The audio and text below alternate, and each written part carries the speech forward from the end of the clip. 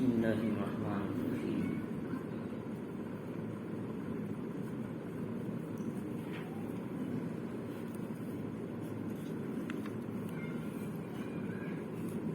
ارجعوا إلى أبيكم فقولوا يا أبانا إن ابنك سرق وما شهدنا إلا بما علمنا وما كنا للغيب حافظين۔ یہ سورہ یوسف کی 80 پر 1 آیت ہے۔ اس سے پہلے جو مضمون بتایا گیا تھا وہ مضمون یہ ہے کہ حضرت یوسف علیہ السلام کو کہ جب انہوں نے ان کے بھائی حضرت بنیامین کو انہوں نے ایک چوری کے وجہ سے انہوں نے ان کو الزام پر ان کو اپنے پاس ٹھہرا لیا، تو اس وقت میں انہوں نے بہت کوشش کیا ان کے بھائیوں نے کسی بھی طرح یوسف علیہ السلام کے پاس سے، عزیز مصر کے پاس سے اپنے بھائی بنیامین کو واپس لے کر جائے، لیکن کوئی راستہ نہیں نکل سکا۔ جب واپس ہوئے مایوس ہو کر تو ان کے بڑے بھائی نے کہا اب میں مصر سے واپس نہیں آتا جب تک کہ کوئی اللہ کی طرف سے فیصلہ ہو جائے، یا پھر ابا مجھے اجازت دیں، اس لیے کہ ہم نے بڑے ہی عہد و پیمان کے ساتھ اپنے بھائی بنیامین کو لے کر آئے تھے، لہٰذا اس لیے کہ اب میں کیا منہ دکھاؤں اپنے ابا کو، اس لیے میں مصر پہ ہی ٹھہر جاتا ہوں، تم جاؤ اور وہاں جو کچھ گزرا اس کے بارے میں سناؤ۔ تو چنانچہ وہ لوگ اپنے ابا کے پاس آئے، سفر طے کر کے قافلے والے جو کچھ بچ گئے، تو وہاں 3 تھے۔ اب ایک حضرت یوسف تھے تو وہ تو پہلے سے عزیز مصر تھے، دوسرے بنیامین تھے جن کو لے کر گئے تھے، تیسرا یہودا یا لاوی تھا جو بڑا بیٹا تھا ان کا، وہ بھی وہیں پر رک گیا۔ اب جو بچے جو ہیں، جو 7، 8 یا 9 بچے تھے، انہوں نے قافلے والے دوسرے لوگ بھی تھے ان کو لے کر ساتھ میں آ گئے۔ تو جب آئے تو اپنے ابا کے سامنے بڑے عہد و پیمان کر کے گئے تھے، جاتے ہوئے آ کر انہوں نے کیا ہے اپنے ابا کے سامنے حیثو جو حقیقت ہے اس کو بتایا۔ لیکن جب آدمی ایک بار بے اعتبار بن جاتا ہے اور اس کا بھروسہ انسان سے نکل جاتا ہے تو ہر وقت انسان کے دل میں وہی بات ٹکراتی ہے، اس نے مجھے دھوکہ دیا ہے، اس نے مجھے فلاں وقت میں فلاں کیا ہے، اگرچہ کہ اس نے صحیح کیا ہوگا جب بھی وہ سامنے والے کو ہی نظر آئے گا۔ تو اس سے پہلے ان کے بھائیوں نے یوسف علیہ السلام کے بارے میں دھوکہ دیا تھا اور جھوٹ بات کہی تھی، اب بھی پھر یعقوب علیہ السلام کے ذہن میں وہی آیا کہ یہ حقیقتی واقعہ نہیں ہے بلکہ تم نے کچھ کیا ہے۔ یہ یعقوب علیہ السلام نے کیا ہے ان کے سامنے اس بات کا شبہ کیا اور اس کا اظہار کیا۔ ارجعوا الی ابیکم فقولوا یا ابانا ان ابنک سرق، اپنے ابا کے پاس جاؤ اور کہو کہ ہمارے اے ابا کہ آپ کے بیٹے نے چوری کی ہے، ہم نے جو دیکھا وہی ہے کہ ان کے سامان میں سے پیالہ عزیز مصر کا ملا ہے، ظاہر بات ہے کہ چوری انہیں نے کی اور کوئی دوسرا راستہ تو نہیں ہے۔ وما شہدنا الا بما علمنا، ہم جو جانتے ہیں وہی کہہ رہے ہیں، ہم اپنی طرف سے کوئی بات نہیں بنا سکتے، ہم نے دیکھا ہے وہی بتا رہے ہیں۔ وما كنا للغیب حافظین، ہم غیب کی باتوں کی حفاظت کرنے والے نہیں ہیں۔ پیچھے کیا چلا، کون کیا سازش کیا، اس کا ہمیں کوئی علم نہیں، جو ہم نے سامنے دیکھا ہے وہ بتایا۔ لیکن میں نے کہا کہ جب ایک آدمی پر سے اعتبار اٹھ جاتا ہے تو بعد میں اعتماد کرنا، بھروسہ کرنا بڑا مشکل کام ہے۔ تو ان کے بھائیوں سے اعتماد یعقوب علیہ السلام کو اڑ چکا تھا۔ آپ نے دیکھا تھا کہ اس سے پہلے انہوں نے دھوکہ دیا تھا اور غلط بات کہی تھی، تو انہوں نے کہا کہ وَاسْأَلِ الْقَرْيَةَ الَّتِي كُنَّا فِيهَا، اگر آپ دلیل کے طور پر اس بستی میں مصر میں جا کر پوچھنا چاہے تو پوچھ سکتے ہیں جس بازار میں ہم گئے تھے۔ وَالْعِيرَ الَّتِي أَقْبَلْنَا فِيهَا، اور اس قافلے والے بھی ہمارے ساتھ آئے تھے کنعان کے لوگ، ان سے پوچھو، وہ بھی ہمارے ساتھ واپس آئے۔ تو جو دیکھا ہے وہی بات ہم کہہ رہے ہیں۔ تو وَإِنَّا لَصَادِقُونَ، تو ہم تو اس معاملے میں بالکل سچے ہیں، اس میں ہمارا کوئی گڑبڑ نہیں ہے۔ تو چنانچہ یعقوب علیہ السلام، اگر آپ کو علم غیب ہوتا تو آپ حقیقت واقعہ سے واقف ہو جاتے، لیکن آپ کو علم غیب نہیں تھا۔ اللہ رب العزت کی طرف سے جو علم قبر کے طور پر اپنے انبیاء کو دیتے ہیں اتنا علم ہوتا ہے، آئندہ کا پچھلے کا کوئی علم نہیں ہوتا آپ کو، انبیاء کو بھی۔ تو چنانچہ اگر علم ہوتا تو ایسا شبہ کیوں کرتے؟ تو انہوں نے کہا کہ قال بل سولت لکم انفسکم امرا، تم نے اپنے دل سے بات بنا لی ہے۔ یہی بات حضرت یوسف علیہ السلام کے وقت میں بھی کہا تھا کہ اس وقت کا جاؤ علی قمیصی بدم کذب قال بل سولت لکم انفسکم امرا، وہاں پر بھی یہ لفظ آیا تھا. تو اب بھی وہی لفظ آ رہا ہے کہ تم نے اپنے دل سے بات بنا لی ہے، چوری کا الزام ڈال دیا بنیامین پر. بنیامین تو چور نہیں ہے، تم نے ایسا کیوں کر دیا؟ تو اب ایسی صورت میں مجھے کیا کرنا ہے؟ اب میں وہی کر سکتا ہوں جو صبر کرنا ہے، اس کے علاوہ کوئی راستہ نہیں. واویلا مچانا، پیٹنا، رونا، ایسا کوئی راستہ نہیں. اور نبی کے لیے بالکل ہی درست نہیں ایسا کام. اسی لیے فرمایا جب کوئی مصیبت آئے تو کیا کرنا ہے؟ فرمایا انا للہ و انا الیہ راجعون پڑھو تو تمہارے مسائل کا حل اللہ تعالیٰ نکالیں گے. اور اس کے ساتھ یہ دعا بھی پڑھو، اللہم اجرنی فی مصیبتی واخلف لی خیرا منہا، اے اللہ میری مصیبت میں مجھے اجر دے، اس سے بہتر بدلہ عطا فرما. جب یہ دعا پڑھیں گے تو اللہ رب العزت ہمارے لیے اس مصیبت میں اجر بھی دیں گے، ساتھ میں اس کا بہترین بدلہ بھی عطا فرمائیں گے. حضرت ام سلمہ رضی اللہ تعالیٰ عنہ فرماتی ہیں جب میرے شوہر ابو سلمہ کا انتقال ہو گیا تو میں نے یہی دعا پڑھی تھی، تو اللہ رب العزت نے اس کے بدلے میں مجھے ثواب بھی دیا، ساتھ میں محمد الرسول اللہ صلی اللہ علیہ وسلم کے نکاح میں چلے گئی جو میرے شوہر سے بھی اعلیٰ اور امام الانبیاء. اللہ تعالیٰ نے کیسا بہترین بدلہ دیا. تو چنانچہ انا للہ و انا الیہ راجعون کا یہ حکم صرف اس امت میں تھا، پچھلی امتوں میں نہیں تھا. اگر پچھلی امتوں میں ہوتا تو حضرت یعقوب بھی اسی آیت کو پڑھتے، لہذا پچھلی امتوں میں یہ حکم نہیں تھا. اسی امت کو اللہ تعالیٰ نے یہ بات دی ہے، اذا اصابتهم مصیبت قالوا انا للہ و انا الیہ راجعون.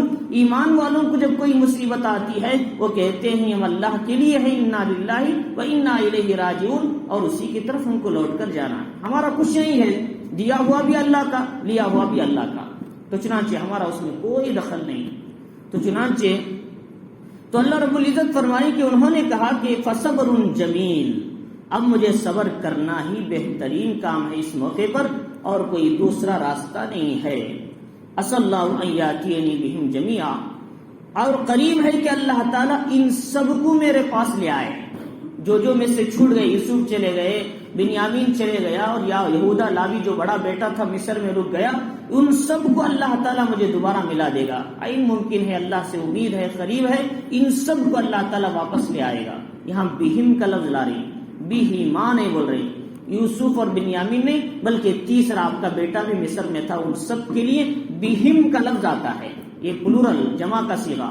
تو فرمایا کہ اس طریقے سے کہ یہ انہوں نے پورے لفظ کو لایا، سب کو ملا کر آپ نے کہا اللہ سے امید ہے، اللہ سب بیٹوں کو واپس مجھے ملا دیں گے. یہ پیغمبر کی امید ہی ہو سکتی ہے، عام انسان کی نہیں. ان حالات میں جبکہ کوئی امید کے سارے راستے ٹوٹ چکے ہیں، ایسے ماحول میں بھی نبی اللہ سے اپنا کیا ہے امید اور اپنا واسطہ مضبوط رکھے ہیں. تو چنانچہ اللہ رب العزت فرما رہی انہ العلیم الحکیم، اللہ رب العزت جاننے والی اور حکمت والی ذات ہے، وہ جانتے ہیں کب کیا کرنا ہے، وہ حکمت کے تقاضوں پر اللہ رب العزت نظام کو چلاتے ہیں. یہ جو بات حضرت یعقوب علیہ السلام نے اس لیے کہا تھا، بچپن میں یوسف علیہ السلام نے جو خواب دیکھا تھا وہ خواب سچا خواب تھا اور اس پر پورا اعتماد تھا. یہ خواب ایک دن پورا ہونے والا ہے، یوسف کو اللہ بلند مقام دیں گے اور اس کے بھائی اس کے سامنے سجداریز ہوں گے. جو خواب انہوں نے 11 ستارے چاند و سورج کو دیکھا تھا وہ خواب ایک دن پورا ہو کر رہے گا. یوسف زندہ ہے، یوسف مردہ نہیں ہے، یہ آپ کو یقین تھا کیونکہ انہوں نے خواب کی تعبیر جو سنائی تھی. 40 سال قریب ہونے آ رہے تھے، یہ خواب دیکھ کر کتنے 40 سال قریب ہونے آ رہے تھے. اللہ رب العزت اس خواب کی تعبیر کو کیا ہے پیش کرنے کے لیے حالات کو قریب کر رہے تھے، حالات کو قریب لا رہے تھے. اب خواب کی تعبیر آنا ہے سامنے. لوگ کہتے ہیں آج خواب نظر آئے تو کل تعبیر نظر آ جائے، ہوتا نہیں. کبھی آدمی خواب پہلے دیکھتا ہے لیکن کبھی تعبیر اس کے سالوں کے بعد نظر آتی. یوسف علیہ السلام 40 سال پہلے دیکھے تھے بچپن میں، لیکن آپ کی عمر جب 50 سال کی تھی کیا ہے اس وقت میں اللہ تعالیٰ نے یہ خواب کی تعبیر پورا کیا. تو لہذا تعبیر کبھی کبھی لیٹ بھی پوری ہوتی ہے. ایسے بندہ دعائیں آج کرتا ہے لیکن دعائیں کبھی لیٹ قبول ہوتی ہیں، ادھر کیا ادھر قبول ہو جائے نہیں ہو سکتا. 3 چیزوں میں سے ایک ہوتا ہے، یعنی دعا مانگی اللہ رب العزت فوراً عطا کر دیتے، لیکن بعض اوقات ایسا ہوتا ہے ان دعاؤں کو اللہ آخرت میں اٹھا کر رکھتے ہیں نیکی کی شکل میں. اور کبھی ایسا ہوتا ہے یہ دعائیں مشکلات میں آسانیاں پیدا کرتی ہیں.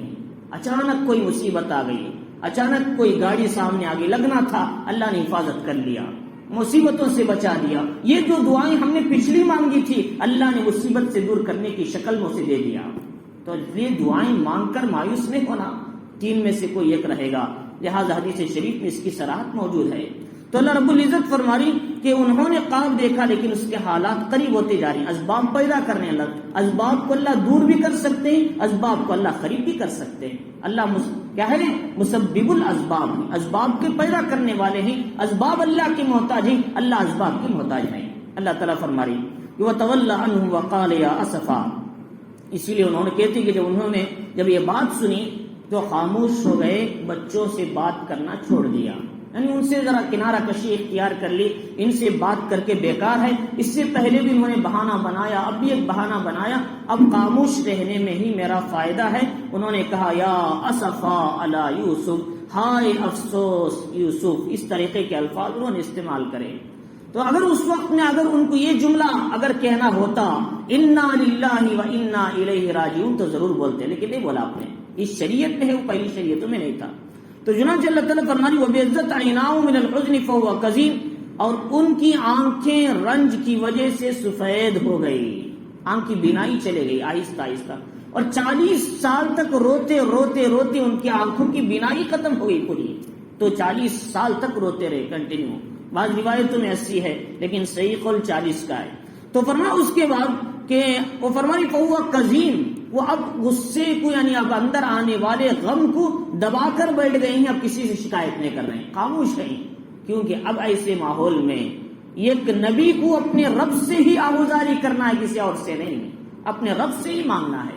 تو چنانچہ انہوں نے اللہ کی یاد میں، اللہ کی محبت میں اور اس کی آہوزاری میں اور اس سے مناجات کرنے میں تنہا رہ کر اللہ کی عبادت میں لگ گئے۔ قزیم، رنج و غم ہے اس اپنے دل کے اندر دبائے ہوئے تھے۔ اور فرمایا کہ قالوا تاللہ، اور فرمایا کہ ایسی صورت میں ان کے بیٹوں نے آ کر دیکھا کہ باپ کی آنکھ بھی چلے گئی، سفید ہو گئی ہے، تو انہوں نے کہا کہ کیا تم یوسف کے ذکر کرتے کرتے اس کی یاد میں کہیں تم اپنے آپ کو ہلاک نہ کر دو، یا پھر کیا ہے ہلاکت کے قریب نہ چلے جاؤ، یہ تم کیا مسلسل یوسف کی یاد میں لگے ہوئے؟ انہوں نے کہا قالوا تاللہ تفتأ تذکر یوسف حتی تکون حرضا او تکون من الحالکین، یا تو ہلاکت کے قریب چلے جائیں بڑھاپے کی وجہ سے، کمزوری کی وجہ سے، یا ہلاک ہی ہو جائے۔ ایسی کیا ہے مسلسل گریا و زاری یوسف کی یاد میں کیوں لگے ہوئے؟ یہ ان کے بیٹوں نے آ کر کہا، تو انہوں نے کہا کہ اب میں کوئی لفظ زبان سے نہیں نکالتا، اب میری جتنی مسائل ہیں، جتنی باتیں ہیں، میں صرف اپنے رب سے شکایت کرتا ہوں، کسی اور کے سامنے نہیں بولتا۔ کون ہے میرا خیر خواہ یہاں پر؟ تو بنیامین تو چلے گیا میرے ساتھ تھا، اور یوسف تو بچپن میں ہی نکل گیا، اور جو میرا بیٹا جو میرا فرما بردار تھا وہ بھی مصر میں رہ گیا، اب کون ہے میرا خیر خواہ؟ تو چنانچہ میں اپنے رب سے شکایت کرتا ہوں۔ فرمایا قال انما اشکو بثی وحزنی الی اللہ، میں اپنے رنج کی، تکلیف کی، کیا ہے غم کی اللہ سے شکایت کرتا ہوں۔ وَأَعْلَمُ مِنَ اللَّهِ مَا لَا تَعْلَمُونَ، میں اللہ کی طرف سے کچھ ایسی باتیں جانتا ہوں تم نہیں جانتے۔ وحی کے ذریعے سے اور الہام کے ذریعے سے اللہ تعالیٰ نے کچھ باتیں میرے دل میں ڈالی ہیں، میں ان کو جانتا ہوں۔ ایک دن وہ وقت ہوگا یوسف بھی مجھے ملے گا، میرے سارے بیٹے ملیں گے، وہ خواب کی تعبیر پورا ہو کر رہے گی۔ تو انہوں نے اپنے دل کے اندر یہ تسلی دی، خاموش رہے۔ اللہ رب العزت نے کہا یعقوب کہ تمہارے دل کتنے ہیں، 2 ہیں یا 4 ہیں؟ فرمایا اللہ دل تو ایک ہی ہے، اور ایک دل میں 2 محبتیں کیسے جمع ہوں گی؟ یوسف کی محبت اور خدا کی محبت۔ نبی کو تو خدا کی محبت سے وابستہ رہنا ہے، مخلوقات کی محبت نہیں۔ یوسف کو تو خدا نے پیدا کیا، بنیامین کو خدا نے پیدا کیا، یا اور بچوں کو خدا نے پیدا کیا، ان کی محبت اور خدا کی محبت ایک دل میں کیسے جمع ہوگی؟ ان کی محبت کو دل سے نکالو، تم اپنے انجام یعنی اپنے نتیجے تک، اپنے مقصود تک پہنچو گے۔ اب یعقوب علیہ السلام نے سب کی محبت کو دل سے خالی کر دیا، صرف اللہ کی محبت، پوری مسلسل اللہ کی یاد میں بڑھ گئے، تنہا ہو گئے۔ تو لہذا جب اللہ رب العزت کے دربار میں تنہا ہوئے، اللہ نے آپ کے دل میں بات ڈالی۔ وہ کیا بات ڈالی؟ کہ انہوں نے کہا کہ حالات کے تقاضے کے آگے پیچھے سوچنے کے بعد پتا چلا کہ جو عزیز مصر ہے ہو سکتا ہے وہی ہمارا یوسف ہو۔ آپ کے دل میں اللہ نے بات ڈالی، کیونکہ اس نے ہماری دی ہوئی جو دراہیم تھے، دنانیر تھے، اس نے دوبارہ موٹے میں ڈال کر بھیج دیا ہم کوئی، اور اس میں کوئی نہ کوئی مصلحت ہے، یا تو وہ یوسف ہے یا یوسف کا جاننے والا ہے، کوئی نہ کوئی ہوگا۔ تو لہٰذا بہتر ہے کہ اپنے بچوں سے کہوں کہ وہ جا کر یوسف کو اور بنیامین کو تلاش کریں، ان کو لے کر آئے۔ تو چنانچہ انہوں نے کہا یا بنی یذهبوا، اے میرے بچوں جاؤ اور یوسف اور اس کے بھائی کو تلاش کرو۔ اور بنیامین تو مصر میں ہے، یوسف مصر میں ہے کیسے؟ اس لیے کہ بنیامین جب وہاں ہے تو یوسف بھی وہاں ضرور ہوگا۔ آپ کو اشکال ہونے لگا تو کیونکہ اسی نے تم کو روک لیا، امکان ہو سکتا ہے۔ تو چنانچہ انہوں نے ایک بڑا خط لکھا اپنے بیٹے شمعون کے نام ہاتھ سے، ان کا ایک بیٹا تھا شمعون، ان کے نام سے خط لکھا۔ اس خط میں تھا کہ من اسرائیل عبداللہ ابن اسحاق ابن ابراہیم خلیل اللہ علیہ الصلوۃ والسلام، فرمائے کہ یہ اسرائیل اللہ کا بندہ یعقوب کی طرف سے اسحاق کا بیٹا اور یعقوب کے پوتے کی طرف سے خط ہے، عزیز مصر، مصر کے بادشاہ کے نام۔ عزیز مصر ان کو پتا نہیں ان کا بیٹا یہ ہے۔ تو چنانچہ انہوں نے خط لکھا، اس میں لکھا کہ دیکھو ہمارے اوپر، ہم خاندان یعقوب بنی اسرائیل پر ہمیشہ مصیبتیں آتی رہی ہیں، ہمیشہ پریشانیاں، مصائب، آلام آتے رہے ہیں، اور ہمارے دادا ابراہیم علیہ السلام کا اللہ نے آتش نمرود کے ذریعے امتحان لیا، ان کو آگ میں ڈالا گیا، آزمائش کی گئی، اللہ نے آگ کو ٹھنڈی کیا، اور پھر ہمارے چاچا اسماعیل کو قربان گاہ تک لے جا کر ان کی قربانی سے آزمائش کی گئی، ان کی قربانی کی گئی، اور میرے بابا اسحاق کی بھی کیا ہے آزمائش کی گئی، اور میری میرا ایک بیٹا یوسف تھا، اس سے جدا کر کے مجھ پر کیا ہے مجھ سے جدا کر دیا گیا، اس کے فراق میں مسلسل میں غمگین ہوں، اور اس کے جگہ میں نے اپنا ایک بیٹا بنیامین کو رکھا تھا، اب اسے بھی تم نے چوری کا الزام ڈال کر اپنے پاس رکھ لیا۔ دیکھو کہ ہم خاندان اولاد یعقوب بنی اسرائیل یہ کبھی چور نہیں ہیں اور یہ چور ہو نہیں سکتے۔ اگر تم نے اس کمزور بوڑھے آدمی پر رحم نہیں کھایا تو میں اللہ سے بددعا کروں گا، تمہاری 7 پشتیں جل کر خاک ہو جائیں گی۔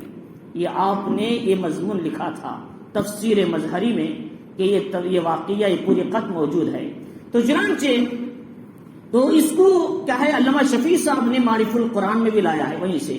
تو فرمایا کہ اس طریقے سے کہ یہ خط آپ نے جب لکھ کر بھیجا تو یہ جو بچوں کی تلاش کا آپ کے دل میں بات آنا یہ کیسے آیا؟ یہ اللہ کی طرف سے تھا الہام، انہی حالات میں جبکہ 40 سال تک آپ نے تلاش کو نہیں بھیجا یوسف کے لیے، اب بھیج رہے ہیں، کیا وجہ ہے؟ اللہ ان کے دل میں ڈال رہے ہیں بات، اب قریب آ رہا ہے، خواب دیکھنے کا وقت قریب آ رہا ہے، اس کی تعبیر پوری ہونے والی ہے۔ اللہ تعالیٰ ان کے دل میں بات ڈالا تو بچے آپ کے جو بیٹے تھے وہ لے کر نکلے کیا ہے خط لے کر پھر مصر کی طرف۔ یہ تیسرا سفر تھا ان کا، پہلا سفر اناج لے کر آئے، اور دوسرا سفر بنیامین کو لے کر گئے، چھوڑ کر آ گئے، تیسرا سفر اب دونوں کی تلاش کے لیے چلے۔ تو فرماتے ہیں کہ ولا تئسوا من روح اللہ، اللہ کی رحمت سے نا امید مت ہو کہ انہ لا یئس من روح اللہ الا القوم الکافرون، اللہ کی رحمت سے مایوس تو کافر ہوتے ہیں، مسلمان نہیں ہوتا، مسلمان کبھی مایوس نہیں ہوتا۔ تو لہٰذا ہر حال میں اللہ سے اپنی امیدیں وابستہ رکھیں، اللہ تعالیٰ مسلمانوں کی امیدوں کو پورا کریں گے، لیکن جائز امیدیں ہیں، ناجائز نہیں ہیں۔ اور فرمان اس کے ساتھ فلما دخلوا علیہ، جب یہ لوگ وہاں سے گئے تو یہ جو لمبا سفر تھا، بعض روایتوں میں 20 دن کا، بعض میں 10 دن کا، بہرحال تو ایک لمبی مسافت تھی جو کنعان جو اس وقت فلسطین یعنی ملک شام ہے، وہاں سے جو اس مصر کا راستہ کئی دنوں کا راستہ تھا۔ تو چنانچہ یہ لوگ جب گئے بادشاہ کے پاس گئے تو انہوں نے کہا یا ایھا العزیز، اب یہ تیسری مرتبہ گئے تو ان کے پاس درہم نہیں تھے، پہلی مرتبہ درہم واپس ہوئے، وہ درہم سے دوبارہ اناج لا لیے تھے، اب ان کے پاس کچھ بھی نہیں بچا تھا، کچھ اون، کچھ چمڑا، ایسی کوئی حقیر سی چیز لے کر گئے تھے، یا سکے تھے جو نہیں چلتے تھے پرانے، وہ لے کر گئے تھے۔ تو انہوں نے کہا کہ جب بادشاہ کے پاس جا کر کہ یا ایھا العزیز، اے عزیز مصر، فرمایا مسنا واہلنا الضر، ہم کو ہمارے گھر والوں کو قحط کی وجہ سے بڑی تکلیف پہنچی ہے، بڑی پریشانی، کھانا نہیں ہے، اناج نہیں ہے، مصیبت ہے، تکلیفیں ہیں۔ فرمایا کہ وجئنا ببضاعۃ مزجاۃ، ہم ایک حقیر سی پونجی آپ کے پاس لے کر آئے. مزجات کہتے ہیں ایسی چیز جو کیا ہے اس کا ذکر کرنا بھی کوئی مناسب نہیں ہے، ایسی معمولی حقیر چیز مزجات کہتے ہیں. تو چنانچہ ہم وہ لے کر آئے ہیں. فَأَوْفِ لَنَا الْكَيْلَ، اگرچہ کہ آپ کی نظر میں حقیر ہے لیکن آپ کی جو امید ہے کہ آپ ہم کو پورا پورا عطا کریں گے، پورا ناپ دیں گے ہم کے اونٹ کے برابر. اور فرمایا کہ وَتَصَدَّقَ عَلَيْنَا، اور ہم پر صدقہ خیرات کیجئے کہ ان اللہ یجزی المتصدقین، اللہ تعالی صدقہ کرنے والوں کو بدلہ دیتے ہیں. یہ ان کے بھائیوں نے اپنے ہی بھائی یوسف عزیز مصر سے کہا. دیکھو میں نے اس سے پہلے بتایا تھا حسد کا انجام بہت برا ہوتا ہے. حسد ان کے بھائیوں کو کہاں تک لے آیا، کس طرح گرے ہوئے نظر آ رہے ہیں اس وقت. اللہ تعالیٰ فرما رہی حسد مت کرو. حسد انسان کو ویسے کھا جاتی ہے جیسے آگ لکڑی کو کھا کر راکھ بنا دیتی ہے. تو چنانچہ کہ ان الحسد یاکل الحسنات کما تاکل النار الحطب، نبی پاک علیہ الصلوۃ والسلام نے فرمایا. تو چنانچہ تو حسد کا انجام کیا ہوا؟ تو چنانچہ وہ لوگ کیا ہے صدقہ خیرات مانگنے لگے، ہم پر صدقہ کیجئے، خیرات دیجئے. اسی لیے علماء نے لکھا ہے کہ امت محمدیہ کے جو نبی محمد الرسول اللہ صلی اللہ علیہ وسلم کے لیے صدقہ حرام تھا، لیکن پچھلی نبیوں کے لیے جائز تھا. اس لیے کہ جب تک کہہ رہی ہم پر صدقہ کیجئے، اور ہم پر میں حضرت یعقوب بھی ہے، اس میں انہی کے گھر میں یعقوب علیہ السلام. اسی لیے تفسیر مظہری میں قاضی ثناء اللہ پانی پتی رحمۃ اللہ علیہ نے لکھا ہے کہ یہ صحیح بات ہے کہ پچھلی امتوں میں یہ بات حرام نہیں تھی، صدقہ ان کے لیے درست تھا پچھلے نبیوں کے لیے، لیکن آپ علیہ الصلوۃ والسلام کے لیے صدقہ درست نہیں تھا، جائز نہیں تھا، آپ صدقہ نہیں لیتے تھے. اسی لیے کہ سلمان فارسی رضی اللہ تعالیٰ نے نبی کو پہچاننے کے لیے کیا کیا تھا؟ جو نصیبین سے نکلے تھے ملک شام مدینہ آ کر کھجور والی ایک یہودی کے پاس کام کرتے تھے. معلوم ہوا نبی آخر الزماں مدینہ آئے ہیں، میں ان پر ایمان لانا ہے. تو پہلے انہوں نے کیا ہے صدقے کے کھجور لے کر گئے. فرمایا اللہ کے نبی صدقہ لیجئے. اللہ کے نبی نے صدقہ لیا اور دوسروں کو دے دیا. دوسرے دن اچھے کھجور لے کر گئے. فرمایا اللہ کے نبی میری طرف سے تحفہ ہے، صدقہ نہیں. اللہ کے نبی نے اٹھا کر بازو رکھ لیا. انہوں نے پہچان لیا تورات میں بات موجود تھی، جو آخری نبی آنے والے ہیں وہ صدقہ نہیں لیتے، تحفہ ہی لیتے ہیں. انہوں نے ایمان لا لیا، اسلام قبول کر لیا. تو چنانچہ نبی کی صفت ہے آخری نبی کی، وہ صدقہ نہیں لیتے تھے. ہاں پچھلے انبیاء کے لیے صدقہ درست تھا، اسی سے معلوم ہوتا ہے. اور اس کے بعد یہ بتایا اللہ رب العزت نے کہ هل علمتم ما فعلتم بيوسف. اب یہاں تک تو انہوں نے پہلے اپنے گھر کا مسئلہ ذکر کیا، پھر اناج کا مسئلہ ذکر کیا.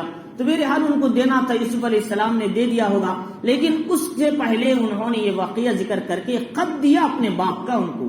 اور انہوں نے خط کھول کر جب پڑھے تو حضرت یوسف کی آنکھوں سے آنسو جاری ہو گئے، کیونکہ اپنے ابا کی حالت تھی یہ.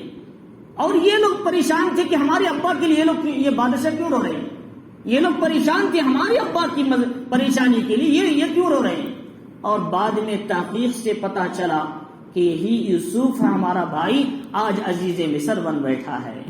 تو چنانچہ اللہ رب العزت نے کس طرح یوسف علیہ السلام کو کنویں سے نکال کر مصر کی حکومت پر بٹھایا. تو یوسف علیہ الصلوۃ والسلام رو کر خط بن کر کے کہا کہ تم نے یوسف اور اس کے بھائی کے ساتھ کیا کیا ہے ایسا کام جو تمہارے ابا اتنا رنج اٹھا چکے ہیں. انہوں نے ایک اجنبی حالت میں پوچھا، ایسا نہیں کہ میں تمہارا بھائی ہوں، ایک عجیب اجنبی کیفیت میں انہوں نے پوچھا. تو انہوں نے کہا اذن تم جاہلون، جبکہ تم نادان تھے، جوانی کا گناہ کے اثرات تھے، جوانی کی حالت تھی اور وہ کیفیت تھی. اس حالت میں تم نے جو کیا ہے، یہ کیا کیا ایسا کام کہ جس کی وجہ سے تم نے تکلیف پہنچی ہے. یوسف علیہ الصلوۃ والسلام نے یہاں جاہلون کا لفظ استعمال کیا، اس لیے کہ تم سے نادانی میں یہ کام ہو گیا ہے، شیطان نے تم سے کرایا ہوگا. حقیقت میں نبی کے بیٹے ایسا کام نہیں کرنا چاہیے، تم نے ایسا کیوں کر دیا. تو چنانچہ بعد میں حالات کا پتہ چلنے پر انہوں نے جب کہا کہ کیا تم ہی یوسف ہو، قالوا انک لانت یوسف، کیا آپ ہی یوسف ہیں. حضرت یوسف نے اپنا جو تاج نیچے رکھا تو آپ کے ہاتھ پر تل تھا، یعنی نشانی تھی، اسے دیکھ کر حضرت یوسف کے چہرے سے انہوں نے پہچان لیا یہی ہمارا یوسف ہے. تو چنانچہ اس کے بعد انہوں نے کہا قال انک قال انا یوسف ھذا اخی، ہاں میں ہی یوسف ہوں اور یہ میرا بھائی بنیامین جو میرے ساتھ ہے۔ ان کے ساتھ ہی وہ غلام نہیں، ان کو بہترین لباس میں زیر وطن کے کھڑے ہوئے، ان کو غلام نہیں بنایا تھا، ان کو اپنے پاس رکھنے کے لیے ایک راستہ اختیار کیا تھا۔ تو چنانچہ انہوں نے کہا قد من اللہ علینا، اللہ نے ہم پر احسان کیا، انہ من یتقی ویصبر فإن اللہ لا یضیع اجر المحسنین، اور جو آدمی تقوی اختیار کرتا ہے، صبر کرتا ہے مصائب پر، پریشانیوں پر، فرمایا اللہ ایسے نیکوکاروں کا اجر ضائع نہیں کرتا۔ تو اسی لیے اللہ نے مجھے آج اجر دیا ہے اور مجھے اس سلطنت پہ بٹھایا ہے۔ تو یوسف علیہ السلام کہ ہمیشہ یہ بات ذہن میں رکھنا، نبی جو ہوتے ہیں اللہ کی نعمتوں کی شکر گزاری کرتے ہیں اور آنے والے مصائب کا قوم کے سامنے ذکر نہیں کرتے۔ اگر یوسف علیہ السلام ذکر کرنا چاہے تو 40 سال کی زندگی کتنا ذکر نہیں کر سکتے تھے، اپنے بھائیوں کے سامنے گھنٹے لگ جاتے تھے، لیکن ذکر نہیں کیا۔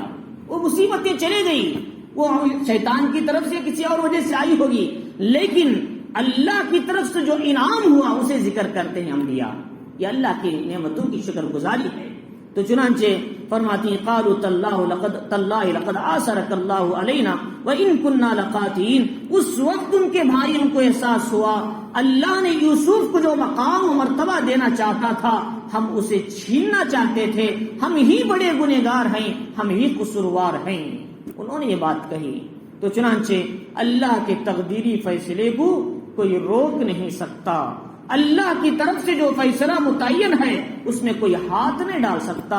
مدعی لاکھ برا چاہے تو کیا ہوتا ہے، وہی ہوتا ہے جو منظور خدا ہوتا ہے۔ تو اسی لیے شاعر کہتا ہے، تو فرمایا کہ اس کے بعد فرمایا قال لا تثریب علیکم اليوم، اب بھائی نے سوچا کہ آج تو آپ ہمارے ساتھ کیا کریں گے، ہم نے تم کو مارا ہے، کنویں میں ڈالا ہے، غلام بنایا ہے، تم کو مصر میں بیچا گیا اور 9 سال قید میں رہے، تو آج ہم کیا کریں گے، تو کیا ہم کو معاف کریں گے؟ تو یوسف علیہ السلام نے فرمایا ایک نبی، ایک بھائی اپنے بھائی کے لیے کیا کر سکتا ہے، وہ جو گزرا چلے گیا، اب میں تمہارے لیے معاف ہی کر سکتا ہوں، جو کچھ ہو گیا ہو گیا، لا تثریب علیکم اليوم، آج تم پر کوئی الزام نہیں، کوئی ملامت نہیں، کوئی سزا نہیں تمہارے لیے۔ یہی بات محمد الرسول اللہ صلی اللہ علیہ وسلم اس وقت کہا تھا۔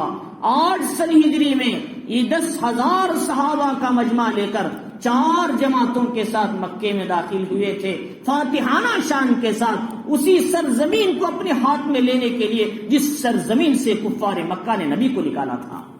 تو اس وقت میں جب آپ مکے کے کعبۃ اللہ کے دروازے کے پاس کھڑے، حضرت بلال نے چڑھ کر اذان دیا اور آپ ایسے لکڑی سے اشارہ کرتے تو بت گرتے تھے 360، جال حق و زحق الباطل، حق آیا باطل ختم ہو گیا۔ تو اس کے بعد کفار نے سوچا کہ آج ہماری گردنیں اڑی، جبکہ اللہ رب العزت نے ایک دن کے لیے کعبے کے اندر خون ریزی کو حلال قرار دے دیا تھا اس دن، لیکن اللہ کے نبی نے کیا کیا، رحمت للعالمین تھے، وما ارسلناک الا رحمت للعالمین، ہم نے آپ کو پورے عالم کے لیے رحمت بنا کر بھیجا ہے۔ نبی نے فرمایا لوگوں تم نے مجھے مارا ہے، مجھے تکلیف پہنچایا، میرے صحابہ کو تکلیف دیا، کئی صحابہ کو شہید کر دیا، مکے میں 13 سال، مدینے میں 7 سال تک مجھے چین سے بیٹھنے نہ دیا، لیکن میں تمہارے ساتھ کیا کروں گا؟ لو آج میں بھی وہی کہتا ہوں، میرے بھائی یوسف نے اپنے بھائیوں کے لیے کہا تھا لا تثریب علیکم اليوم، اے کافرو، اے نافرمانو، تم پر آج کوئی ملامت نہیں ہے، آؤ بس میں چادر بچھاتا ہوں، کلمہ پڑھ کے اسلام میں داخل ہو جاؤ۔ یہ محمد الرسول اللہ صلی اللہ علیہ وسلم نے وہ سبق دیا امت کو کہ ایک ظالم، ایک قوم جو نبی کو تکلیف دی، لیکن نبی نے رحمت کا نتیجہ دکھایا۔ تو چنانچہ یہی ہے کہ نہ انبیاء کی صفت، انبیاء معاف کرتے ہیں، اللہ تعالیٰ بھی معاف کرنے والوں کو پسند کرتے ہیں۔ چنانچہ اس ایک دن میں 4,000 صحابہ کیا لوگ اسلام میں داخل ہوئے، نبی کے اس اخلاق کو دیکھ کر، نبی کے ان اخلاق کو دیکھ کر 4,000 لوگ اسلام میں داخل ہوئے۔ تو اسلام تیر سے نہیں پھیلا، تلوار سے نہیں پھیلا، نبی کے اخلاق سے پھیلا ہے، اس بات کی صاف دلیل ہے۔ تو چنانچہ یوسف علیہ السلام نے کہا لا تثریب علیکم اليوم، آج تمہیں کوئی گناہ نہیں، کوئی الزام نہیں تم پر، کوئی پکڑ نہیں. یغفر اللہ لکم، اللہ تمہیں بخش دے. وہ ارحم الراحمین، مہربانی کرنے والوں میں سب سے زیادہ مہربان ہے. اور فرمایا اذهبوا بقمیصی، اب کیا کرنا؟ ابا کی آنکھیں چلی گئی، نابینا ہو گئے، 40 سال تک روتے رہے. جبریل امین آئے، یوسف اللہ نے تمہیں جو قمیص دی ہے، جو ہماری وراثت میں تم کو ملی تھی، تمہارے ابا نے تم کو دیا تھا مصر سے نکلتے وقت، وہ قمیص سے تم نے اللہ تعالیٰ نے تمہیں قدم قدم پر تمہاری حفاظت فرمائی. حضرت ابراہیم کے لیے جنت سے آئی تھی، بعد میں حضرت اسحاق کو ملی تھی، بعد میں حضرت یعقوب کو ملی تھی، بعد میں آپ کو یعقوب علیہ السلام نے دیا تھا. وہ قمیص لے جا کر اپنے ابا کے چہرے سے لگاؤ، دوبارہ ان کی بینائی واپس آ جائے گی. اللہ تعالیٰ نے حکم، جبریل امین نے آ کر حکم دیا. تو چنانچہ یوسف علیہ السلام نے کہا لو میری یہ قمیص لے جاؤ، میرے ابا کے چہرے سے لگاؤ، دوبارہ ان کا چہرہ روشن منور، ان کی آنکھیں روشن ہو جائیں گی. تو چنانچہ فرمایا اذهبوا بقمیصی ھذا، لو میرا ایک قمیص لے کر جاؤ، فالقوا علی وجه ابی، اور میرے ابا کے چہرے پر اس کو لگاؤ، ڈال دو، یاتی بصیرہ، دوبارہ ان کی آنکھیں اور ان کی روشنی یا بینائی لوٹ کر آئے گی. واتونی باہلکم اجمعین، اور تم سب کنعان میں مت رہو، اب تم کیا ہے اپنے پورے خاندان قبیلے کے ساتھ مصر آ جاؤ. میں تمہارے لیے ایک شہر کا انتظام کیا ہوں، تمہارے لیے ایک شہر ہی بنا دیا، گلشن. آج بھی مصر کے اندر ایک شہر ہے جس کا نام گلشن ہے. فرمایا اس شہر میں بنی اسرائیل رہا کرتے تھے. تو چنانچہ تو یوسف علیہ السلام کیا ہے ان کا خاندان کتنے لوگ تھے؟ وہ روایتوں میں آتا ہے کہ وہ 72 لوگ تھے، 70 پر 2 یا 90 پر 3 لوگ تھے جو آپ کے خاندان کے بیٹے پوتے پڑ پوتے وغیرہ وغیرہ وہ لوگ تھے آپ کے. 90 پر 3 آدمی تھے پورے. تو چنانچہ اب یہ جو کرتا لے کر جانے والا کون تھا؟ وہ بڑا بیٹا تھا، کیونکہ مصر میں رک گیا تھا. وہ چاہتا تھا کہ میں نے اسی کرتے کو ایک دن ایک وقت میں یوسف کا خون آلود کرتا لے جا کر باپ کو تکلیف پہنچایا تھا، آج میں یوسف کا وہ رحمت والا کرتا لے جا کر باپ کو خوشی پہنچانا چاہتا ہوں. تو چنانچہ وہی کرتا لے کر جلدی سے وہ پہلے نکل گیا اور اپنے ابا سے جا کر آنکھوں میں کیا ہے وہ لگایا. تو فرماتے ہیں کہ جب یوسف علیہ السلام کا کرتا لے کر مصر سے وہ نکلا تو ادھر سے یعقوب علیہ السلام کو حضرت یوسف کے کرتے کی خوشبو آنے لگی. تو 8 دن کے لمبی مسافت سے کیسی خوشبو آ رہی ہے. اور جبکہ اس سے پہلے یوسف علیہ السلام 3 دن تک کنعان کے کنویں میں تھے لیکن کوئی اثر نہیں تھا. اس سے پہلے تو معلوم ہونا چاہیے آج سے 40 سال پہلے کنویں میں 3 دن تک تھے جب کوئی خوشبو نہیں آئی، لیکن اب خوشبو آ رہی 8 دن کی مسافت سے. تو یہ ہے کہ جو بھی کام ہوتا ہے اللہ کے حکم سے ہوتا ہے. یہ سب انبیاء بھی معجزات میں اللہ کے محتاج نہیں، ڈائریکٹ انبیاء اپنے معجزات نہیں لا سکتے. اسی لیے اللہ کے نبی علیہ السلام سے لوگوں نے کہا اگر تم حقیقی نبی ہو تو چاند کو 2 ٹکڑے کر کے دکھاؤ. نبی نے ہاتھ اٹھائے، دعا کیا، اللہ نے چاند کو 2 ٹکڑے کیا. لیکن نبی نے کہا کہ میں خود معجزہ لاتا ہوں، نہیں، اللہ کے حکم سے معجزہ زندہ ہوتا ہے. لیکن جادو انسان اپنے خیالات اور اپنے تخیلات سے کرتا ہے. جادو باطل ہے، معجزہ حق ہے، اور معجزہ غالب ہے، اور جادو مغلوب ہوتا ہے ہمیشہ. تو چنانچہ تو اس وقت میں یوسف علیہ السلام کا کرتا جب آنے لگا تو انہوں نے کہا کہ انی لاجد ریح یوسف لولا ان تفندون. تو انہوں نے کہا کہ میں یوسف کی خوشبو محسوس کر رہا ہوں، اگر تم مجھے کیا ہے بہکا ہوا بوڑھا یعنی کمزور عقل والا نہ سمجھے تو میں یہ حقیقی بات بول رہا ہوں، یوسف کی خوشبو مجھے آ رہی ہے. لیکن یہ معجزہ صرف آپ کو خوشبو آ رہی تھی، کسی اور کو نہیں آ رہی تھی، کیونکہ نبی کے ساتھ متعلق ہے معجزہ، وہ بھی نبی تھے، یہ بھی نبی تھے. تو چنانچہ دوسرے لوگوں نے کہا کہ یہ کیا بیوقوفی باتیں، بہکی باتیں کر رہے ہیں پہلے زمانے کی، کہ آپ ابھی تک آپ کے دل میں یوسف کی محبت نہیں گئی، وہ تو چلے کر زمانے ہو گیا. وہ تو ان کو پتا نہیں یوسف علیہ السلام سے کتنے بار ملاقات کیے ہیں. تو چنانچہ انہوں نے کہا کہ قالوا تاللہ انک لفی ضلالک القدیم، کہ قسم بخدا تم تو پرانے خیالات میں ابھی پڑے ہوئے ہو، وہ تو یوسف تو چلے گیا، زمانہ گزر گیا. تو فرمایا فلما ان جاء البشیر، جب وہ خوشخبری دینے والا جو کرتا لے کر آیا، القاہ علی وجہہ، تو انہوں نے ان کے چہرے پر یوں لگایا، ڈالا، تو فرتد بصیرا، آپ کی آنکھیں روشن منور ہو گئی. اور فرمایا کہ یہ میرا بیٹا میرے بعد نبوت کا درجہ لینے والا ہے. اللہ تعالیٰ نے اس کرتے کے اندر اللہ نے بیماروں کے لیے شفا رکھا ہے، معجزہ بنایا۔ تو چنانچہ اللہ رب العزت نے فرمایا قال علم وقل لک، تو انہوں نے یعقوب علیہ السلام نے کہا انی عالم من اللہ ما لا تعلمون، میں اللہ کی طرف سے ایسی باتیں جانتا ہوں تم نہیں جانتے۔ میں یہ کہہ رہا تھا یوسف زندہ ہے، وہ خواب پورا ہونا ہے، میں اس کا علم مجھے پورا تھا، لیکن اس لیے میں خاموش تھا، اس لیے کچھ بھی نہیں کہہ سکا، میں اللہ سے رجوع ہو رہا تھا۔ تو چنانچہ قالوا یا ابانا استغفر لنا ذنوبنا، اب بھائیوں نے کہا کہ اے ابا ہم سے جو غلطی ہو گئی معاف فرمائیے، ہم نے آپ کو نہیں بولا جو حقیقت واقعہ تھا، یوسف کو ہم نے سوداگروں کو بیچ دیا تھا، انا کننا قاتلین، ہم ہی گنہگار تھے۔ تو یعقوب علیہ السلام نے بولتے ہی فوراً ہاتھ نہیں اٹھایا، کیونکہ نبی بھی اس وقت کا انتظار کرتے ہیں جس وقت میں اللہ اپنے نبی سے ملاقات کرنا چاہتے ہیں۔ تو کیونکہ ہر وقت نہیں ہوتا کہ آدمی کبھی دوسرے حالتوں میں بھی رہتا، آدمی اسی لیے کہ ہے کسی بڑے آدمی کے پاس جانے کے لیے وقت کی تلاش کرتا ہے، کب فری رہتے ہیں، کب جانا اچھا ہے۔ ایسی اللہ کی ذات جو سب سے بڑی ہے اور گناہ ان کے بیٹوں کا بہت بڑا گناہ ہے، اور ایسی درخواست کرنے کے لیے تنہائی میں اللہ کے پاس جانا چاہیے۔ تو انہوں نے رات کے آخری پہر میں اٹھ کر اپنے بچوں کے لیے دعائے مغفرت کے لیے چنا، تہجد کا وقت تھا، تو اسی لیے تہجد کا وقت بڑا فضیلت والا وقت ہے۔ اسی لیے نبی پاک علیہ السلام نے فرمایا لوگوں تہجد کی نماز کو لازم پکڑو، رات کی عبادت یہ تم سے پہلے نیک لوگ جو گزرے ہیں ان کی عادت رہی ہے۔ اس سے 3 فائدے، گناہ معاف ہوتے ہیں، اللہ کا قرب ملتا ہے، گناہوں سے بچتے ہیں۔ 3 فائدے سے گناہ معاف ہوتے ہیں، اللہ کا قرب ملتا ہے، آئندہ گناہوں سے بچتے ہیں، یہ تہجد کے برکات ہے۔ تو چنانچہ ہمیں چاہیے کہ ہمیں یہ نماز کو لازم پکڑیں، اپنے رب سے ملاقات کریں تنہائی میں، اللہ اپنے بندوں کو بہت کچھ دینے کے لیے تیار ہیں۔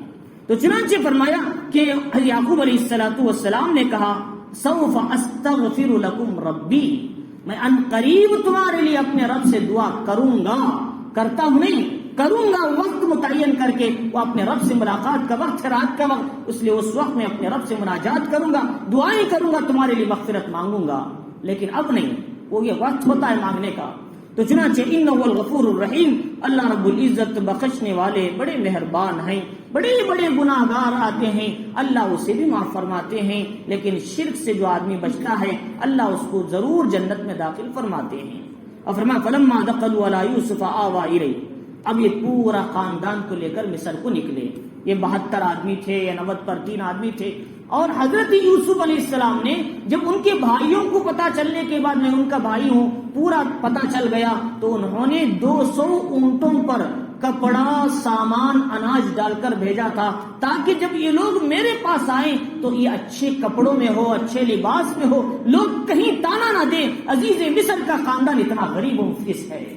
تو چنانچہ آپ نے بڑا قیمتی لباس آپ نے ان کے خاندان والوں کو بھیجا، اس وقت اچھے کپڑوں میں آئے وہ لوگ، اور آئے تو پورا مصر ان کے والد کے استقبال کے لیے شہر سے باہر آیا، پورا مصر آیا، کیونکہ عزیز مصر ان کے اخلاق، ان کے کردار، ان کی نرمی، غریبوں سے محبت اور کمزوروں سے محبت، بیواؤں بے بسوں کا رحم دلی، یہ پورا مصر آپ سے محبوب ہو چکا تھا، بچہ بچہ بھی آپ سے محبت کرتا تھا۔ تو چنانچہ یوسف علیہ السلام تو فرماتے ہیں جب یہ لوگ داخل ہوئے اور شہر میں استقبال ہوا، اس کے بعد یوسف علیہ السلام جہاں تخت پہ بیٹھتے ہیں اس جگہ اپنے ابا کو بلا کر بٹھایا، ماں باپ کو، ورفع ابویہ، تو فلما دخلوا علی یوسف آوی الیہ ابویہ، اپنے ماں باپ کو بھی اپنے پاس بلا کر قریب بٹھایا، وقالوا ادخلوا مصر ان شاء اللہ آمنین، اور کہا مصر میں امن کے ساتھ، اطمینان کے ساتھ داخل ہو جاؤ۔ اس وقت میں بنی اسرائیل داخل ہوئے تھے، 400 سال تک امالیقہ کے بادشاہوں کے سامنے پستی رہی، مار کھاتے رہے، تکلیف اٹھاتے رہے، ظلم پر ظلم کرتے تھے یوسف علیہ السلام کے بعد آنے والے بادشاہ، ان کو برباد میں اللہ نے موسیٰ علیہ السلام کو بھیجا، جب جا کر 400 سال کے بعد وہ آزادی حاصل کری۔ 400 سال تک یہ مصر میں مصیبتیں اٹھاتے رہے۔ یوسف علیہ السلام جب تک تھے کوئی مسئلہ نہیں، آپ کے جانے کے بعد ظالم بادشاہ مسلط ہو گئے اور بنی اسرائیل کو تنگ کرنے لگے۔ تو چنانچہ تو جب یہ لوگ وہاں گئے تو انہوں نے کہا وقروا لہو، کہا اس کے بعد سارے لوگوں سے کہا امن کے ساتھ داخل ہو جاؤ. تو پھر جب تخت سجایا گیا ورفع ابویہ علی العرش، اب وہ خواب کی تعبیر پورا ہونے کا وقت تھا تو ان کو ابا کو ماں باپ کو کیا ہے تخت پر بٹھایا. عرش کہتے ہیں اونچے حصے پر بٹھایا تخت پر. اب وہی کا لفظ لائیں، حالانکہ آپ کے باپ تھی، آپ کی ماں نہیں تھی، لیکن آپ کی خالہ تھی. آپ کی ماں راہیل، آپ کی خالہ لیا تھی اس وقت جو آپ کے حضرت یعقوب کے نکاح میں تھی. چنانچہ خالہ بھی اپنے ماں کے قائم مقام ہوتی ہے، اس لیے اللہ تعالیٰ نے ابوین کا لفظ لایا، یعنی انہوں نے اپنے ماں باپ کو عرش پر بٹھایا. تو لہذا اس کے بعد فرمایا کہ وقروا لہ سجدا، اب جتنے بھائی تھے وہ سب کے سب ان کے سامنے سجدہ یعنی تعظیم کے طور پر سجدے میں گر گئے، سجدے شکر ادا کرنے کے لیے. یہ جو سجدہ تھا سجدہ تعظیم تھا، سجدہ شکر تھا، سجدہ عبادت نہیں تھا. کسی نبی کے شریعت میں سجدہ عبادت کے لیے سجدہ کرنا جائز نہیں تھا. کسی کی عبادت میں ہے اس کے لیے پہلی بس ایک بڑوں کا ادب اس طریقے سے تھا، یہ بھی ان کی شریعت میں تھا، لیکن یہ سجدہ تعظیم بھی کیا ہے ہماری شریعت میں حرام کر دیا گیا. کیوں؟ اس لیے کہ سجدہ تعظیم سجدہ شرک تک لے جا سکتا ہے، کیونکہ شریعت آخری شریعت ہے، کامل شریعت ہے، اور اس کے بعد کوئی نئی شریعت آنے والی نہیں ہے. پچھلے زمانے میں شریعتیں آگے آنے والی تھی، لیکن اب کامل شریعت کو کامل قانون دینا ہے. اب نہ تعظیم کے لیے سر جھکانا جائز ہے، نہ کسی اور وجہ سے سر جھکانا جائز ہے. پچھلی امتوں میں تھا وہ، لیکن وہ بھی عبادت کے لیے، تعظیم کے لیے. وہی تو کیا تھا آدم علیہ السلام کو فرشتوں نے سجدہ تعظیم تو کیا تھا، تھوڑی آدم علیہ السلام کو عبادت کے لیے کیا تھا، نہیں، وہ سجدہ تعظیم تھا. تو اسی انہوں نے سجدہ تعظیم کیا اور سجدہ شکر ادا کیا. اور دوسری وہ خواب کی تعبیر بھی پوری ہونی تھی. چنانچہ اللہ تعالیٰ نے وہ خواب کی تعبیر پورا کیا. فرمایا قال یا ابت ھذا تأویل رؤیایا من قبل، فرمایا کہ ابا یہی وہ تعبیر ہے خواب کی جو اس سے پہلے جو خواب ہم نے دیکھا تھا آج سے 40 سال پہلے. قد جعلھا ربی حقا، پروردگار نے میرا رب نے اس خواب کی تعبیر کو سچا کر دکھایا. تو 40 سال کے بعد یہ خواب کی تعبیر پورا ہوئی. سورج اور چاند اور کیا ہے اور 11 بھائی سب کے سب سجدے میں یوسف کے ملنے پر شکریہ میں سجدہ کرنے لگے. تو چنانچہ اس کے بعد فرمایا کہ قد احسن بی اذ اخرجنی من السجن وجاء بکم من البدو. اب پورا خاندان آیا ہے. یوسف علیہ السلام پچھلی کارگزاری سنانا چاہیے. میں غلام بنا، عزیز مصر کے دربار میں رہا، زلیخا کے طرف سے مسائل آئے، پھر میں زندان گیا قید خانے میں، وہاں سے نکلا. یہ پوری کارگزاری سنانی تھی. اور میرے بھائی نے کنویں میں ڈالا. ان میں سے کوئی لفظ نہیں بولا، کیونکہ اگر یہ بات بولتے تو بھائیوں کو تکلیف ہوتی، ان کی بے عزتی ہوتی اور اللہ کی نعمتوں کی ناشکری ہوتی. پچھلے جو ہو گیا، اب صرف اللہ کے احسان کو ذکر کر رہے ہیں. اللہ تعالیٰ فرما رہی کہ انہوں نے کہا قد احسن بی، میرا رب نے مجھ پر احسان کیا، انعام کیا، کوئی غلط بات نہیں بتائی. اذ اخرجنی من السجن، کہ میرے پروردگار نے مجھے قید خانے سے نکالا. یہ نہیں بولا قید خانے میں نے مار کھایا، کوڑے کھائے، تکلیف ہوئی، اس میں کوئی ذکر نہیں. اور انتہا کا ذکر کر رہے ہیں، اللہ نے مجھے نکالا، اچھی بات ذکر کر رہے ہیں. اب فرمایا وجاء بکم من البدو، اللہ نے تم کو جنگل سے نکال کر شہر میں لایا، مصر میں لایا تم کو، کنعان ملک شام سے نکال کر. وَمِن بَعْدِ أَن نَزَغَ الشَّيْطَانُ بَيْنِي وَبَيْنَ إِخْوَتِي، بعد اس کے میرے اور میرے بھائیوں کے درمیان شیطان نے جھگڑا فساد ڈالنے کے بعد. یہ شیطان کا کام تھا، میرے بھائیوں کا نہیں. وہ منسوب کر رہے ہیں اس کام کو شیطان کی طرف. میرے بھائیوں کی اس میں غلطی نہیں ہے. حالانکہ دوسرے عورتوں تو کیا بولتے ہیں، یہ سب انہوں نے کیا ہے، سب انہوں نے تکلیف پہنچائی. نہیں، اپنے بھائیوں سے کوئی شکوہ نہیں، اور یہ جو کچھ ہوا شیطان کی طرف سے ہوا. تو یہ نبی کی ایک عادت ہوتی ہے، ہمیشہ اچھی باتوں کو ذکر کرتے، پچھلے ہونے والے واقعات یا دوسروں کی شرمندگی اس میں نہیں لاتے. یہ یوسف علیہ السلام کی عادت تھی. تو چنانچہ انہوں نے کہا ان ربی لطیف لما یشاء، میرا رب جس پر چاہتا ہے اس پر کیا ہے مہربانی کرتا ہے. اور فرمایا اس پر کیا ہے اپنی عظیم نعمتیں عطا کرتا ہے. انہ العلیم الحکیم، اللہ تعالیٰ کی ذات علم والی، حکمت والی ہے. اور اس کے بعد انہوں نے دعا کیا یوسف علیہ السلام نے، رب قد آتیتنی من الملک وعلمتنی من تاویل الاحادیث. انہوں نے پھر وہ سورہ واقعہ ذکر کیا کہ میرا پروردگار مجھے مصر کی حکومت اور سلطنت عطا فرمائی، اتنی بڑی سلطنت جو 80 سال تک 120 سال تک آپ نے آخری عمر تھی آپ کی، اس وقت تک بھی یوسف علیہ السلام نے حکومت کیا وزیر اعظم کے طور پر. اور یہ بات ذہن میں رکھیں، بادشاہ اصل نہیں ہوتا، وزیر اعظم اصل ہوتا ہے، ملک کا قانون اس کا چلتا ہے، اور جو بادشاہ جو ہوتا ہے، صدر ہوتا ہے، وہ صرف سین کی حد تک ہی کام کرتا ہے. تو چنانچہ سارا نظام یوسف علیہ السلام کا مصر میں چلتا تھا، وہ کیفیت تھی. آج بھی وہی حال ہے، صدروں کا کوئی عذر نہیں، سب وزیر اعظم کا چلتا ہے. تو چنانچہ اس کے بعد یہ کہا کہ انہوں نے دعا کیا فاطر السماوات والارض، انہوں نے کہا کہ اللہ تعالیٰ نے مجھے بادشاہت دی اور مجھے خواب کی تعبیر کا علم سکھایا، حالانکہ علم سے میں ناواقف تھا. اور اے آسمان و زمین کے پیدا کرنے والے، فاطر السماوات والارض انت ولی فی الدنیا والآخرہ، تو دنیا میں بھی اور آخرت میں بھی میرا کارساز ہے، میرا مددگار تھا اور اب بھی ہے. توفنی مسلما والحقنی بالصالحین، اے اللہ مجھے جب تک رکھے تیرا اطاعت گزار بنا کر رکھنا، مسلمان بنا کر رکھنا، اور والحقنی بالصالحین، نیک لوگوں میں مجھے شامل فرمانا. یہ آپ نے کیسی عظیم دعا کیا. یوسف علیہ السلام سے بڑا نیک کوئی ہو سکتا ہے اس وقت میں، آپ بھی کہہ رہے ہیں اللہ مجھے نیک لوگوں میں شامل فرما. تو اس لیے دعا کرو کہ ربی الحقنی، کیا ہے وہ یہ دعا کرنا کہ توفنی مسلما والحقنی بالصالحین، توفنا مسلمین والحقنا بالصالحین، اے اللہ ہم کو مسلمان بنا، اطاعت گزار بنا، اور ہم کو نیک لوگوں میں شامل فرما. تو چنانچہ یوسف علیہ السلام نے یہ دعا کیا. تو چنانچہ اس کے بعد یوسف علیہ السلام کا 120 سال کی عمر میں انتقال ہو گیا.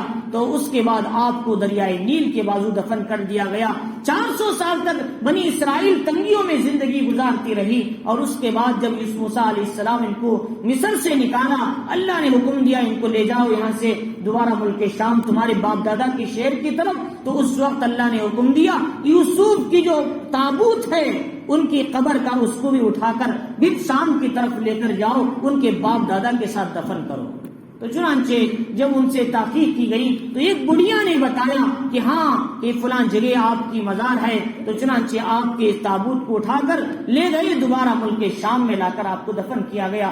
آپ کے ابا، آپ کے دادا اور پردادا جہاں دفن ہیں وہیں پر یوسف علیہ السلام کی بھی مزار ہے.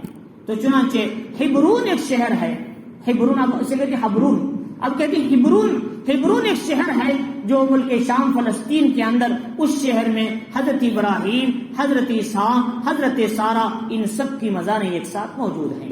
اور اس کو یہ لوگ بڑی عظمت کی نگاہوں سے دیکھتے ہیں یہود، اگرچہ کہ ان کی کتابوں پر عمل نہیں کیا لیکن ان کی مزاروں سے بڑی محبت ہے. تو چنانچہ تو انہوں نے فرمایا کہ اس وقت میں ان کو تو دفن کیا ہے ان کی عمر گزر گئی 120 سال. حضرت یعقوب کا ان سے پہلے ہی انتقال ہو گیا، ان کو بھی ملک شام لا کر دفن کر دیا گیا. اللہ رب العزت یہاں تک یوسف علیہ السلام کا یہ واقعہ ذکر کرنے کے بعد نبی سے کہہ رہے ہیں ذالک من انباء الغیب، اے نبی یہ سب جو ہم نے آپ کو پورے یوسف کا پورا واقعہ، پورا علم آپ کو بتایا، یہ جو ہے یہ غیب کی خبریں ہیں، یہ غیب کی باتیں. آج سے 3000 سال پہلے گزرنے والے واقعے کو اللہ نے تمہارے سامنے کھول کر رکھ دیا.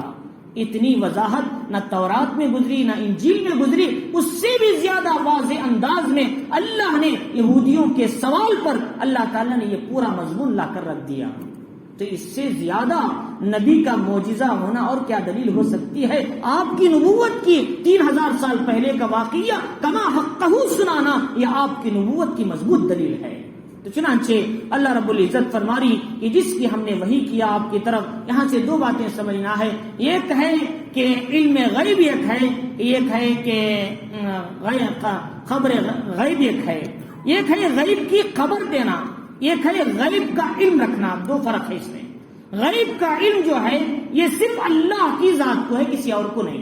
یعنی جو آئندہ ہوگا، جو پچھلے ہونے ہوا ہے، جو آئندہ ہونے والا ہے، جو ہوگا، اس کو علم غیب کہتے ہیں. لیکن خبر غیب اسے کہتے ہیں جو وحی کے ذریعے انبیاء کو بتایا جاتا ہے، جیسا کہ یہ پورا واقعہ وحی کے ذریعے نبی کو بتایا.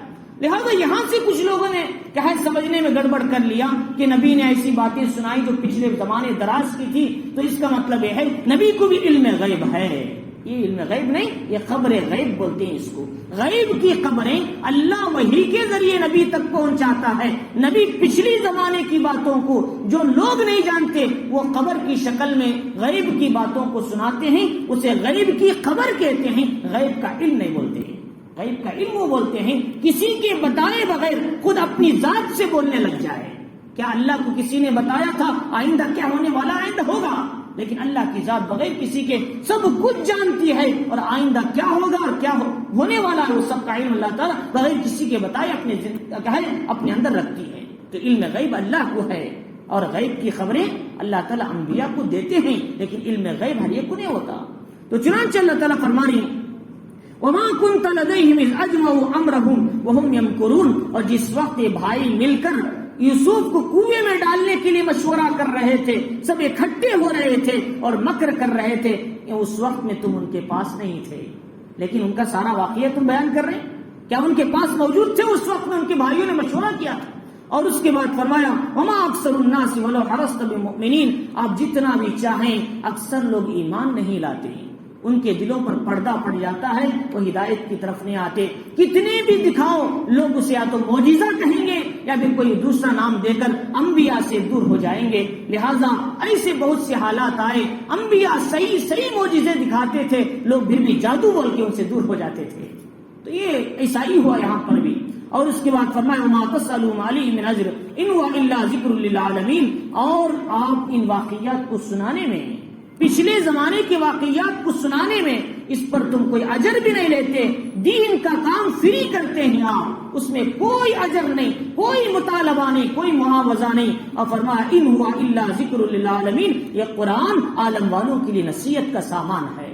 اور فرمایا وَكَأَيٍّ مِّنْ آیَةٍ فِي السَّمَاوَاتِ وَالْأَرْضِ، کتنی نشانیاں ہیں زمین میں جب یہ لوگ دیکھتے ہیں۔ قوم عاد کے کھنڈرات ہیں، قوم سمود کے کھنڈرات ہیں، قوم شعیب کی بستیاں ہیں جو زمین میں دھس گئی گناہ کی وجہ سے، اللہ کا عذاب آیا، ان بستیوں سے لوگ گزرتے ہیں پھر بھی ان کو عبرت نہیں ملتی۔ اللہ تعالیٰ فرما رہے یمرون علیہا ومنہا مورزون، یوں ہی منہ موڑ کر نکل جاتے ہیں، ان سے نصیحت حاصل نہیں کرتے۔ تو چنانچہ وما یؤمن اکثرهم باللہ الا وهم مشرکون، اور ان میں سے اکثر لوگ کیا ہے ایمان والے بھی کیا ہے ایمان کیا لانے کے بعد بھی شرک کے اندر مبتلا ہیں۔ اللہ تعالیٰ فرمائے لہذا چاہیے کہ ہم پکے مومن بننا ہے، شرک نہیں کرنا، اللہ سے ہونے کا مضبوط یقین رکھ لو۔ ذرہ بھی اگر کوئی چیز ہم کو پیش آئی، کہو یہ بھی اللہ کی طرف سے آئی ہے، کوئی انسان کی طرف سے نہیں آئی۔ یہ اپنے دل کے اندر مضبوط عقیدہ بنا لو، تو پھر کیا ہوگا کہ انسان کا وزن اللہ کے نزدیک بڑھے گا، اللہ کے نزدیک محبوب بن جائے گا وہ بندہ۔ تو چنانچہ اللہ رب العزت فرمانی افامنوا ان تاتیہم غاشیۃ من عذاب اللہ، کہ لوگ مطمئن ہو گئے اس بات سے کہ ان پر اچانک کیا ہے اللہ کا عذاب آ کر ڈھانک لے، یا پھر قیامت ہی ان پر آ جائیں، وہم لا یشعرون، کو پتہ تک نہ ہو۔ کیا عذاب کے منتظر ہیں یہ لوگ؟ اتنا جاننے کے بعد بھی ایمان نہیں لا رہے ہیں۔ اور فرمایا قل ھذہ سبیلی ادعو الی اللہ، نبی پاک علیہ الصلوۃ والسلام نے کہا بھئی لوگوں کو ہدایت کی طرف بلانا، دین کی دعوت دینا، اصلاح کا کام کرنا، یہ سب میرا راستہ ہے، یہ میرا راستہ ہے۔ لوگ چل پھر کر دعوت دیتے ہیں، علماء بیانوں میں اور علماء کتابوں کے ذریعے سے یا اور دوسرے ذریعے سے، اور عام حضرات بھی دعوت کے اندر چل کر قریوں میں بستیوں میں پہنچ کر امت کو نماز اور کلمہ سکھاتے ہیں، یہ بھی اسی رینج سے ہیں۔ فرمایا کہ یہ راستہ جو ہے یہ محمد الرسول اللہ صلی اللہ علیہ وسلم کا راستہ ہے۔ تو چنانچہ تو اس لیے کہ جو اللہ کے راستے میں مجاہدہ کرتے ہیں، محنت کرتے ہیں، اللہ کا دین ہر کچے پکے مکان میں داخل ہو جائے، یہ نبی کا راستہ، نبی فرما رہی ہے میرا راستہ ہے۔ تو جیسے ایک آدمی ہے، گھر کے سامنے بہترین قیمتی گاڑی کے رینج روور کھڑی ہے، رینج روور کہتے ہیں یہ سب سے بڑی قیمتی گاڑی، اس وقت 55-60 لاکھ کی ہوتی ہے۔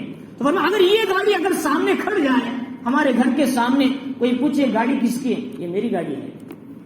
کہتے لوگ کس فخر سے کہتے ہیں میری گاڑی، اللہ کے نبی نے فرمایا انسانوں کو ہدایت کی طرف بلانا، دین کی بات بتانا، نماز کی طرف بلانا، خیر کی طرف بلانا، حق بات بتانا، برائیوں سے روکنا، اچھائیوں کا حکم کرنا، یہ میرا راستہ ہے، یہ میرا راستہ ہے۔ کس فخر سے کہہ رہے ہیں؟ تو چنانچہ اس کے بعد فرمایا ادعو الی اللہ، میں کیا کرتا ہوں؟ میں کوئی اور پیسے ووٹ کی طرف دعوت نہیں دیتا، میں اللہ کی طرف دعوت دیتا ہوں۔ میرا کام میں کیا ہے؟ داعی الی اللہ ہوں، کہ اللہ تعالیٰ نے فرمایا داعیا الی اللہ باذنہ وسراجا منیرا، اللہ کی رب کے اللہ کی طرف یہ دعوت دینے والے اور روشن چراغ ہیں۔ اللہ رب العزت نے نبی پاک علیہ السلام کے بارے میں فرمایا، تو چنانچہ فرمایا علی بصیرۃ، کیسے؟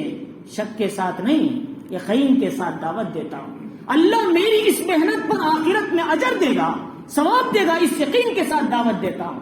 اور جو بھی آدمی دین کا کام کرے گا اپنے دل کے اندر دو باتوں کو ذہن میں رکھنا ہے، ایمان و احتسابا، ایمان بھی ہو، یقین بھی ہو، اور اس پر ثواب کی امید بھی ہو۔ اس لیے آپ رمضان کے بارے میں جتنی روایتیں ہیں، من قام رمضان ایمانا و احتسابا غفر له ما تقدم من ذنبه، اللہ فرماتے ہیں جو کوئی آدمی رات میں تراویح میں ایمان کے ساتھ، یقین کے ساتھ، ثواب کی امید سے کھڑتا ہے، اللہ کے کلام کو سنتا ہے، اللہ اس کے پچھلے گناہوں کو معاف فرما دیتے ہیں۔ تو یہ ایمان اور احتساب دو چیزیں ہیں۔ جو کام بھی کرو یقین رکھو کہ یہ اللہ کی طرف سے ہے اور یہ کام حق ہے دین کا، اور اس پر ثواب کی امید بھی رکھو، اللہ تعالیٰ ضرور ثواب بھی دیں گے اور اس پر اجر بھی عطا فرمائیں گے دنیا اور آخرت میں۔ تو چنانچہ اس لیے فرمایا یہ دو لفظ کے ساتھ بصیرت اسے کہتے ہیں، دل میں اطمینان ہو جائے جو میں کام کر رہا ہوں میرا رب کی طرف سے متعین ہے، اس میں کوئی شک و شبہ نہیں ہے۔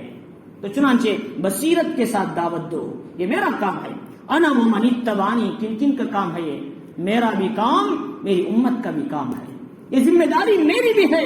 میرے بعد آنے والی قیامت کے صبح تم جو آدمی آئے گا وہ اگر کلمہ گو ہے تو اس کی بھی ذمہ داری ہے انسانوں کو ہدایت کی طرف دعوت دے، اللہ کی طرف دعوت دے۔ تو چنانچہ اللہ کے نبی علیہ السلام نے ایک مرتبہ فرمایا میرا دل چاہتا ہے میرے بھائیوں سے ملاقات کروں۔ صحابہ اکرام نے پوچھا کہ تمہارے بھائی کون ہیں؟ کیا ہم تمہارے بھائی نہیں؟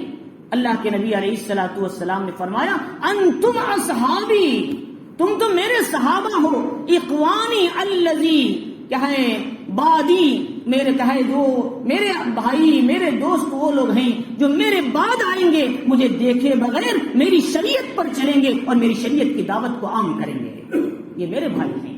اللہ کے نبی نے کس طرح امت کو، آخری میں آنے والی نبی کے دین کو پہنچانے والے قوم کو، امت کو اللہ کے نبی نے اپنے بھائی بنا لیا، کتنی عظمت کی بات ہے۔